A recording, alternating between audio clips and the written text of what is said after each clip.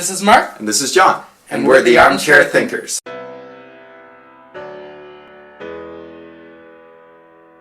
And today we're going to be talking about keys to the White House. Now, a lot has been talked about the personalities to candidates and some facts that indicate, one or both, in our opinion, both belong in prison and so on and so forth. But we want to take a moment to do keys to the White House, which kind of gives people some perspective on the facts on the ground. So maybe people can understand that, behind the candidates, the situation on the ground, who would win under their formula.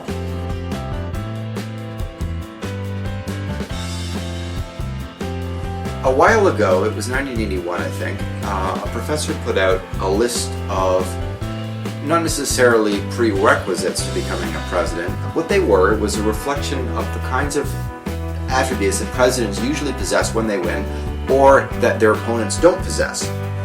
Now, of course, times have changed, the list has been updated somewhat from its original form, but the main thing that we really want to demonstrate by looking through this list that historically would have worked to help predict a president and that predicts that really the Democrats should lose. So we're going to go through some of the things that historically would have made a big difference and point out how it's very different for this election. Yeah, and I want to emphasize that this also explains why Donald Trump can say one stupid thing after another and still be competitive. And so we're just going to go through, and these are 13 statements.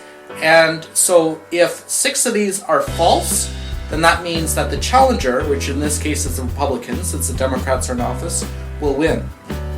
Well, that's the way it's supposed to work. But as you can see, supposed to and ought to are not necessarily words that apply to this election.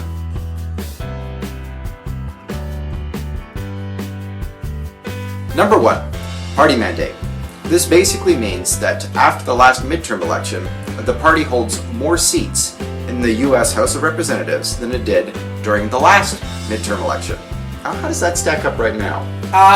2014, there were 6 blue dog Democratic senators who lost their seats to the Republicans.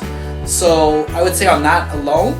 Now we're talking about House, because the Democrats lost so badly in 2010 and 2014, but they did have slightly fewer seats in 2014 than 2010.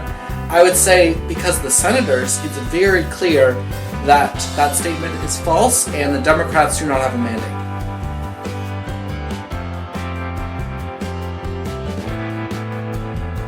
Number 2, contest. There is no serious contest for the incumbent party nomination.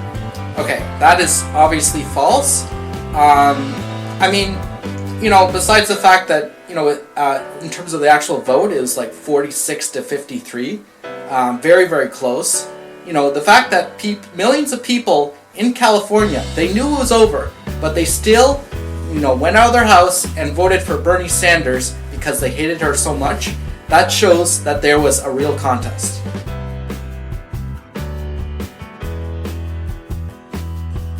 Number 3, incumbency. Basically, the sitting president is the one with the party that is poised to win the election. So Hillary Clinton is just not Barack Obama. And a lot of times you see this pattern of the party wins 2 terms and then they have to have a different presidential candidate and then they lose. This shows that Hillary Clinton is, different candidate, so more likely to lose. And that's just a fact. It's false.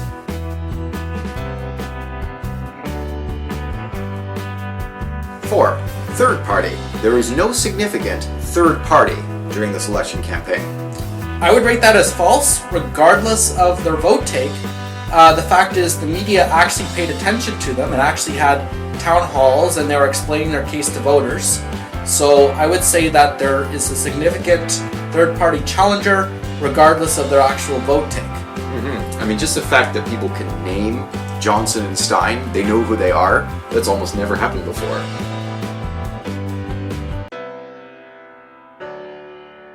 Number 5, short-term economy. There is no significant recession during the election campaign. I would rate that as true. The economy, I would say, is stagnant, but it's not like a whole bunch of people are losing their jobs all over the place this year is just generally stagnant.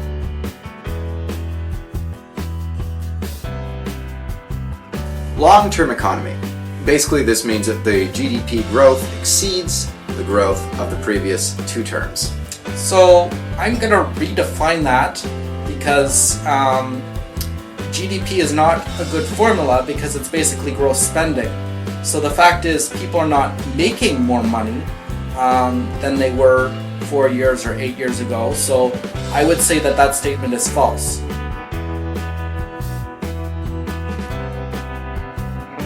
Number 7, policy change. The incumbent administration affects massive changes in national policy.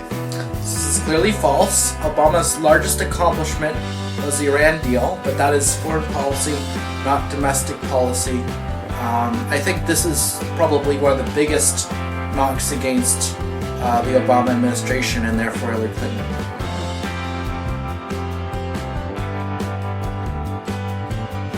Social unrest.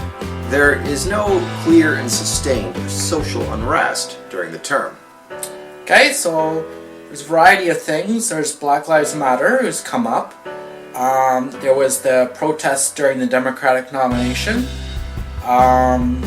Various other protests. The Dakota Pipeline, there's Native uprisings. There's a couple right-wingers who took over a federal building. So I would say there's a lot of social unrest. So I would say that's false.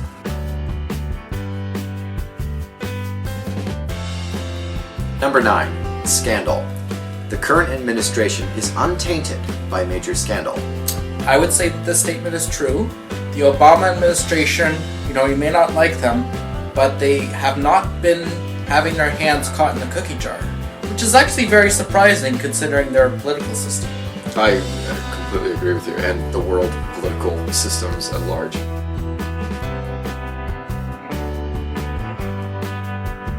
Number 10, foreign/military failure. The incumbent administration has suffered no major losses in terms of foreign military campaigns. I would say that this one is false because ISIS is now a group that controls territory. That is a first for the world to basically have, a bunch of hordes of guys with guns running parts of the world. So I would say that that's false.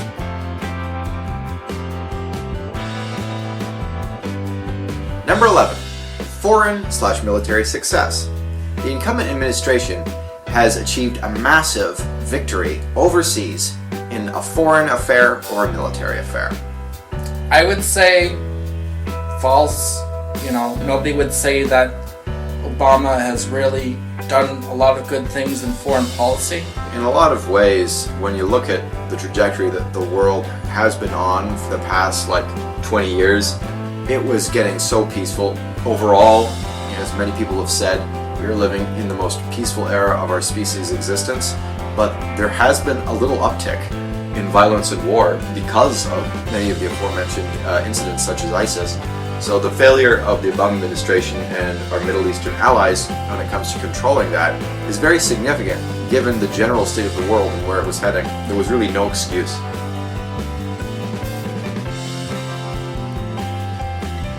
Number 12, incumbent charisma. The incumbent party candidate has a lot of charisma and is a national hero. That's obviously false. Hillary Clinton has zero charisma and even slightly less than Donald Trump, although we're going to call these two 50-50 basically.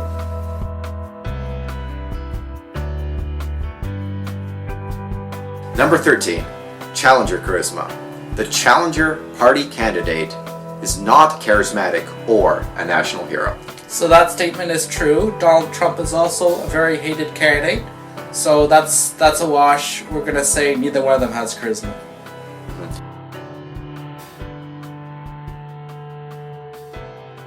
The professor who made this up says 6 statements were false. We added to 9 statements are false. So that clearly means that it should be a blowout with a Republican victory. That being said, that's not going to happen. That's not going to happen because the candidate is Donald Trump. But, this shows why somebody like Donald Trump would stand a chance. Basically, the idea is politics is an unpredictable mess. You can make speculations, you can come up with theories, as this guy has, but there's always a wild card waiting to be played, and when it is, the wild card in this case being Donald Trump, you never know which rules may go out the window.